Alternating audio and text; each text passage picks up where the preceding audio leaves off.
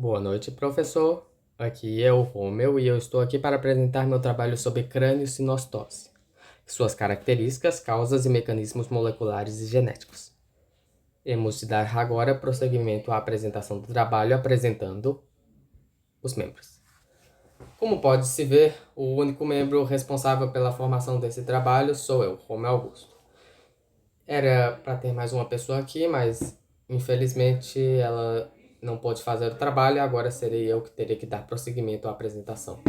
Espero que goste. Vamos começar falando da origem dos ossos do crânio. Os ossos do crânio, eles basicamente podem ter duas origens, sendo dois tipos de ossificação, a ossificação endocondral e a ossificação intramembranosa. A ossificação endocondral é menos importante nessa apresentação sobre crânio-sinostose, mas mesmo assim eu resumirei ela dizendo que é simplesmente células mesenquimais se diferenciando em cartilagem para após isso se ossificar.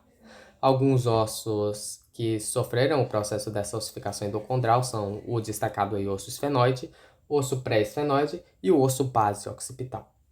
E a queridinha, o foco da nossa apresentação, ossificação intramembranosa, que consiste nas células mesenquimais se diferenciando diretamente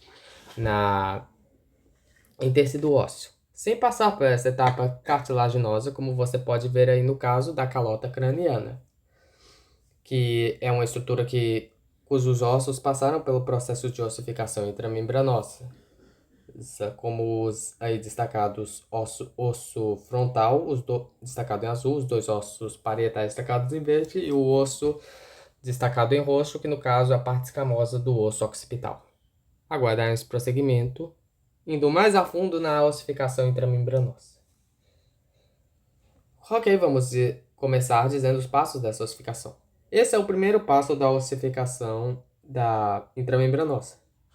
Nele, células mesenquimais do tecido conjuntivo embrionário, elas se agrupam e se diferenciam em osteoblastos, que vão começar a secretar a matriz osteoide, que é como se fosse uma matriz orgânica de osso composta principalmente por colágeno. Nesse quadrado, como você pode ver aí com o número 1, demonstra os osteoblastos. Na segunda etapa, nós temos a calcificação da matriz osteoide, onde a matriz osteoide depositada por essas células chamadas osteoblastos começa a se calcificar. Ou seja, íons de cálcio e fosfato começam a ser depositados na matriz, o que torna ela muito rígida.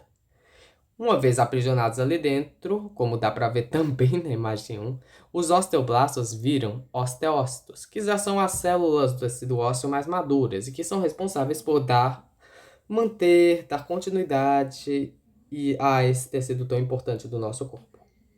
Logo após isso, na segunda etapa, nós temos a formação de trabéculas, que no caso é o osso esponjoso. Essa calcificação de matriz que eu acabei de citar leva à formação de pequenas placas ósseas chamadas trabéculas. E essas trabéculas se organizam em estrutura que é semelhante a uma rede, formando o osso esponjoso. Há de se ressaltar também que alguns vasos sanguíneos se desenvolvem dessas trabéculas, o que traz nutrientes essenciais para a nutrição do tecido ósseo. Após isso, há uma etapa que infelizmente não houve espaço para colocar, que é a formação do periósteo, onde as células mesenquimais mais localizadas na superfície do osso em formação se diferenciam em fibroblastos, que vão formar o periósteo, ou seja, uma camada de tecido conjuntivo que envolve o osso. Por último, e não menos importante, a formação do osso compacto, onde o osso primário é remodelado, se tornando mais compacto, mais denso e mais forte.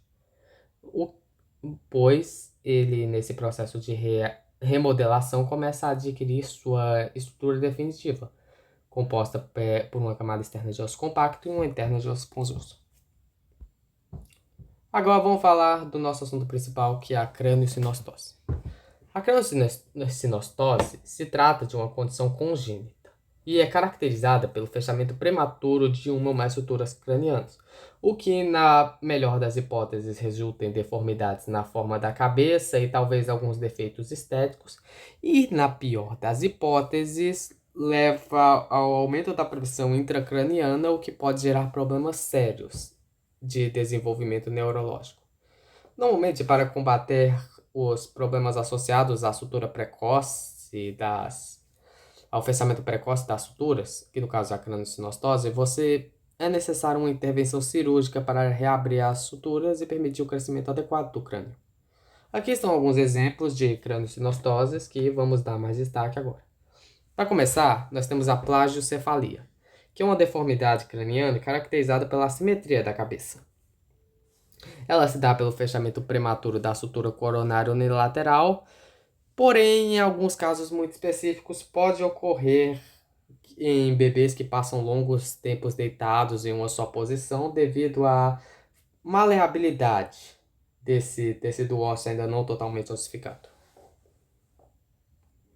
Como pode ver, uma característica é um lado da cabeça é assaltado, enquanto o lado oposto é um pouco mais proeminente, criando uma aparência assimétrica. Para continuar, nós temos a braciocefalia, que ainda será muito falada nesse trabalho, que é uma condição em que a cabeça é mais larga e mais curta do que o normal, o que resulta do fechamento prematuro das suturas coronárias bilaterais. Nela, como pode-se ver, a cabeça é larga, a testa é alta e bastante proeminente, e o rosto tende a ser mais curto, com aparência mais compacta. Pode-se haver um aumento da pressão intracraniana nesse caso, então a atenção é necessária para evitar complicações. Por último, e quase que por último, nós temos a escafocefalia. Ou seja, é uma condição caracterizada pela forma longa e estreita do crânio, resultante do fechamento prematuro da sutura sagital, que corre ao longo do tronco da cabeça. Isso. Como pode ver, o crânio é bastante alongado para a direção antero-posterior, o que faz a cabeça parecer estreita.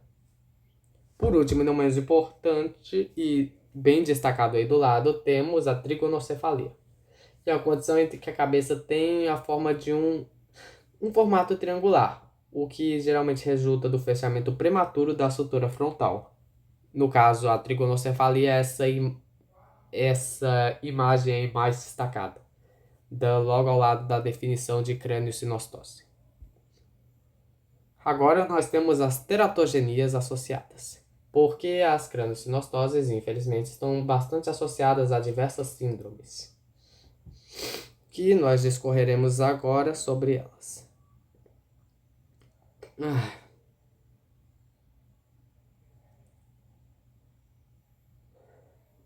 Ok, voltando ao assunto, nós temos a síndrome de Cruzon, como a primeira que vamos destacar dessas teratogenias associadas. A síndrome de Cruzon é causada por mutações normalmente nos genes FGFR2 e, em alguns casos, nos genes FGFR1, que são os genes que sintetizam os receptores para o fator de crescimento dos fibroblastos, FGF. E ela se caracteriza pelo fechamento prematuro da sutura coronária, que resulta em uma braciocefalia, cuja definição já foi dada anteriormente. Pacientes que possuem essa síndrome constantemente têm exoftalmia, ou seja, os olhos deles ficam mais para frente, além de poderem ter problemas auditivos devido a mudanças na estrutura do ouvido médio. O desenvolvimento facial e problemas nas órbitas e na maxila pode ser observado, por exemplo, em alguns casos. Como pode-se ver na imagem abaixo, quanto mais cedo ocorre esse fechamento prematuro das suturas, pior é o caso e maiores as chances de você possuir um bebê com a alta pressão intracraniana, que compromete ainda mais o desenvolvimento neurológico. Agora vamos falar também de outras teratogenias, como a síndrome de AP e a síndrome de Pfeiffer. A síndrome de AP também está associada a mutações no gene FGFR2 e é caracterizada pelo fechamento prematuro das suturas cranianas de forma bilateral. Isso leva a uma condição semelhante à braciocefalia, porém com características faciais adicionais, como por exemplo o lábio leporino e deformidade nos dedos das mãos e dos pés, o que é conhecido como sinostose digital. Além disso, os pacientes podem claramente apresentar uma redução da função cognitivo e dificuldade no desenvolvimento motor devido à pressão intracraniana elevada. O mais adequado a se fazer no caso de uma síndrome de Apert é uma cirurgia. Intervenção cirúrgica é fácil e necessária. Próximo, nós temos a síndrome de Pfeiffer, que ela resulta das mutações tanto dos genes FGFR1 quanto FGFR2. E é uma mistura tanto de crâniosinestose quanto anomalia dos dedos, o que pode incluir dedos largos e curtos. A síndrome de Pfeiffer também oferece deformidades faciais significativas, como hipertelorismo, como pode-se ver nessa criança, em que os olhos delas, a distância entre os olhos está maior do que o normal. Bom, pessoas com síndrome de Pfeiffer podem apresentar também problemas de audição e dificuldade no desenvolvimento neurológico, resultando em um espectro bem variável de comprometimentos. A intervenção cirúrgica também se faz necessária no caso de síndrome de Pfeiffer para aliviar a pressão craniana e melhorar a aparência facial das crianças acometidas por essa síndrome. Bom, parece que nós chegamos ao final da nossa apresentação. Vamos agora fazer um sumário do que nós aprendemos. Aprendemos que a crâniosinestose são deformidades cranianas que podem variar dependendo da estrutura afetada, onde o crânio pode ter tanto formatos alongados quanto assimétricos, até mesmo assaltados, como no caso da braquiocefalia, presente em várias das síndromes já citadas. Nós discorremos sobre a origem dos ossos do crânio, que elas podem ser tanto endocondrais quanto intramembranosas, e alguns dos ossos que elas geram. Nós falamos da ossificação intramembranosa e como ela possui algumas vantagens, e como, devido a ela, a ossificação intramembranosa, ela permite o desenvolvimento do cérebro conforme o bebê cresce, e também facilita na passagem do bebê pelo canal vaginal, facilitando o parto.